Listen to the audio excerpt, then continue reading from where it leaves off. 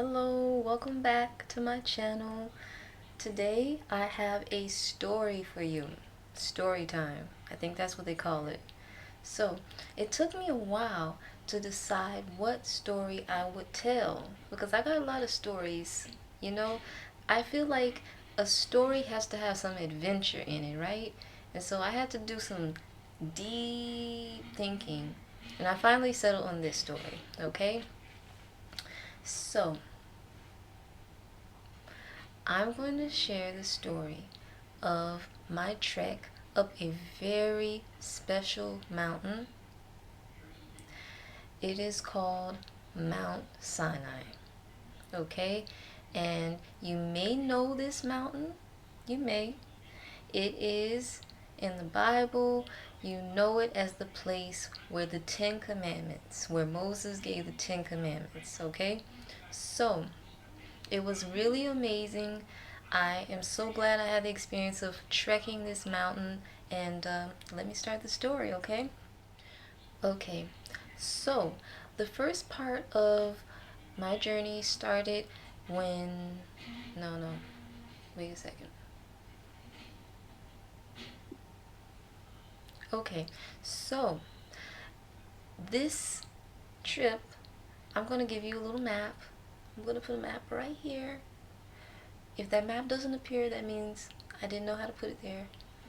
So, I started in this little town called Hurghada, which is right on the Red Sea, and I took a shuttle bus all the way through the desert, all the way through the Suez port, and all the way over to Mount Sinai.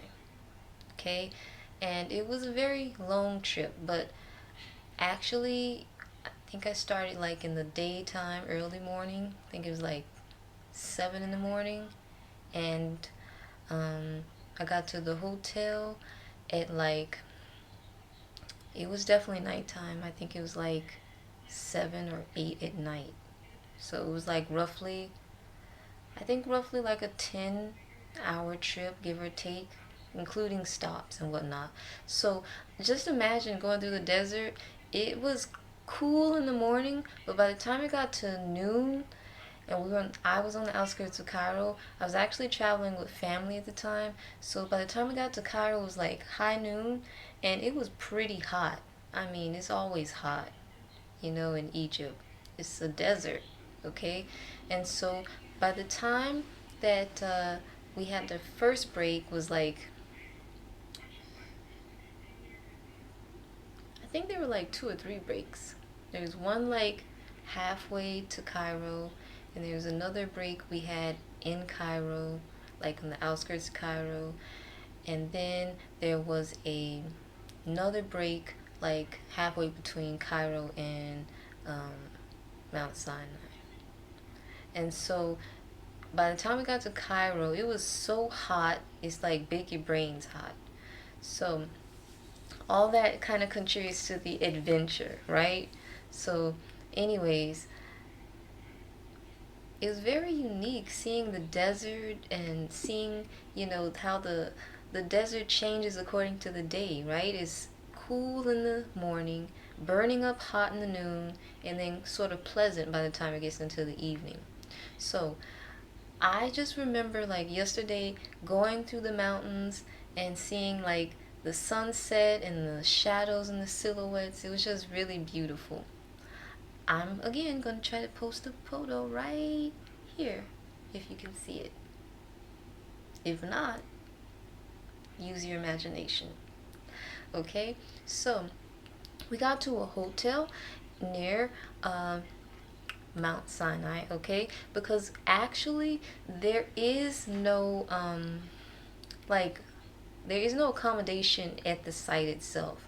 All you're going to find are like little tourist shops at the base of the mountain, and then you're going to find the monastery, St. Catherine's Monastery.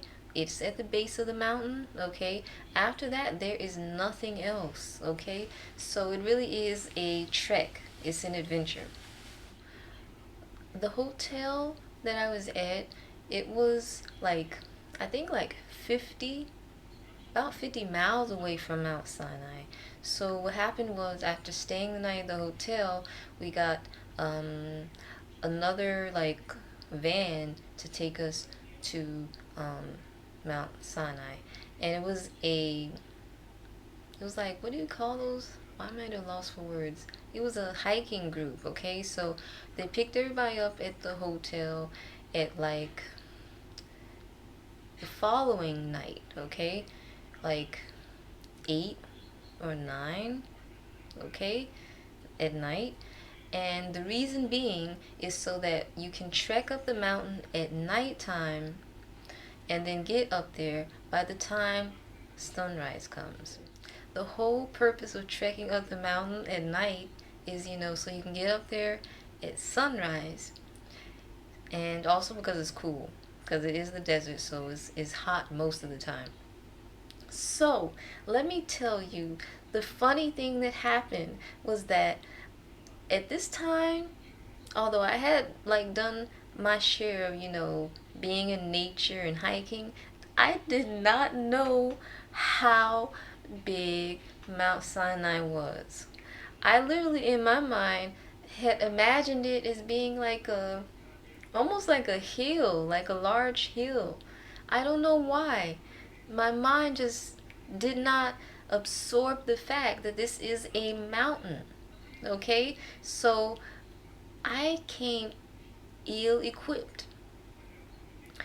I almost did not bring a jacket, which I realized, if I had not bought a jacket, I would have froze, okay? Because that's how cold it was at night. I did not know that it was going to be like practically, I don't know, the temperature is enough to make you, I may be exaggerating, when it's cold and you can breathe and you see your air, you know. It wasn't that cold, but it was approaching that kind of coldness. Okay? So I almost didn't bring my jacket. I was just going to leave some stuff in the hotel. So I was like, do I really need this jacket? We're in the desert. So grateful I brought the jacket. So I know I'm jumping around, but it's story time. I can do it. It's my story. So took the bus from the hotel at 8 p.m. and it was night, so we're just riding through the desert and got to what I would call the base camp. Okay, it's lots of tourist shops, and that's where the hike began. So the name of our group was supposed to be Roma. Okay, so the group tour guide, he said, every once in a while I'll call out the name Roma, make sure I count everybody, and keep the group together. Okay, and if you get lost, he was like saying, use this name Roma. Okay, so one thing I did not know is that these were professional hikers. Okay, so they literally came ready with like the gear. They had the hiking backpacks. They had the little walking sticks, yo. And here I was with just my little jacket and my little regular backpack and my regular tennis shoes. And yeah, so we started at night, and one of the first things you're going to see are lots of big rocks near the base, and there are camels, yo. Camels, you can pay for a camel or a donkey ride to the top of the mountain, which later on I was like, should have got that, because then I would have, I'm not going to say nothing else because I'll give something away. So after walking about an hour, my legs were about to give out. Okay, it was cold, it was dark. I had one little lamp, okay, one little lamp that the tour guide had given, each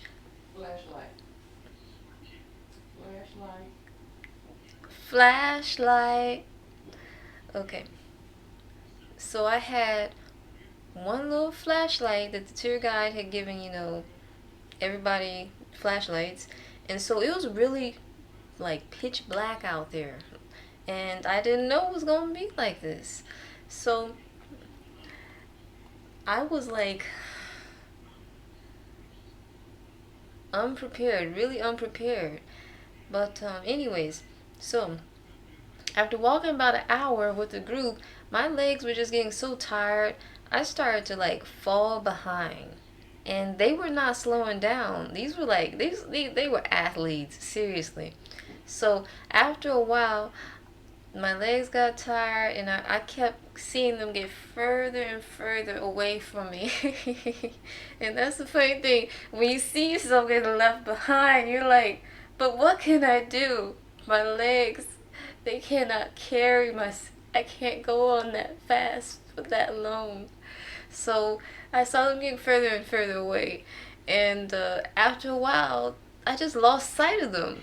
I kept walking, but it's like they were gone. And at a certain point, I was like calling. I was like, Roma, Roma. And I got no response. So after I lost the group, because I was traveling with family.